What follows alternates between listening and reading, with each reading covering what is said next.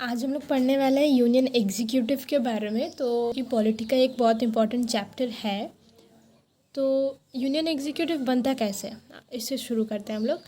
तो union executive comprise करता है president, vice president, attorney general, prime minister और काउंसिल ऑफ मिनिस्टर्स को लेकर, है ना।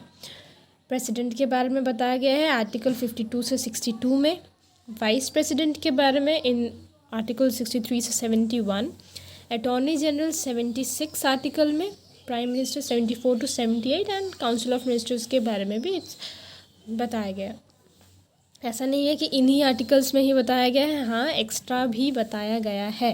ओके, नाउ अबाउट प्रेसिडेंट हम लोग पढ़ेंगे 52 से 62 आर्टिकल्स में क्या लिखा हुआ है। तो 52 में बताया गया है कि हाँ प्रेसिडेंट ऑफ इंडिया एक होता है, एक पोस्ट है जो कि हम लोग का हेड है इंडिया का। The President of India, about the President of India, it's written in Article 52.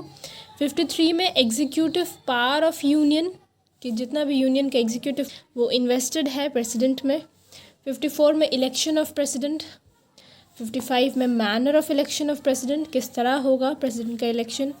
56 में term of office of president, president का जो ऑफिस है वो कितने टर्म के लिए होगा, कितने ईयर्स के लिए हो। 57 में बताया गया है कि एलिजिबिलिटी फॉर री इलेक्शन, तो हाँ president any number of times के लिए री इलेक्ट हो सकते हैं। तो क्या है एलिजिबिलिटी। फिर है 58 में क्वालिफ़िकेशन फॉर प्रेसिडेंट, तो प्रेसिडेंट बनने के लिए क्या क्वालिफ़िकेशन चाहिए, ये 58 में है। 59 में है कंडीशन ऑफ प्रेसिडेंट्स ऑफिस। 60 में है ओथ और अफर्मेशन बाय प्रेसिडेंट। 61 में है प्रोसीड्योर फॉर इम्पीचमेंट, कि किस तरह इम्पीचमेंट अगर होता है प्रेसिडेंट का तो उसका प्रोसीड्योर क्या है। और 62 में अगर वेकेंट है, प्रेसिडेंट का वेकेंट है तो क्या कितने टाइम में हम लोग को वो फिल करना है। हो गया। आज तक के इंडिया में कितने लोग प्रेसिडेंट रह चुके हैं उनके नाम पढ़ेंगे। तो डॉक्टर राजेंद्र प्रसाद 2 बार रह चुके हैं, 1950 से 1962।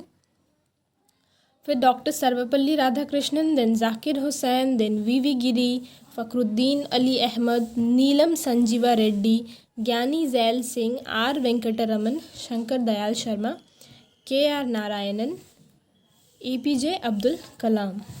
उसके बाद प्रतिभा पाटिल, प्रणब मुखर्जी, रामनाथ कोविंद एंड देन अभी प्रेजेंटली है द्रौपदी मुर्मू।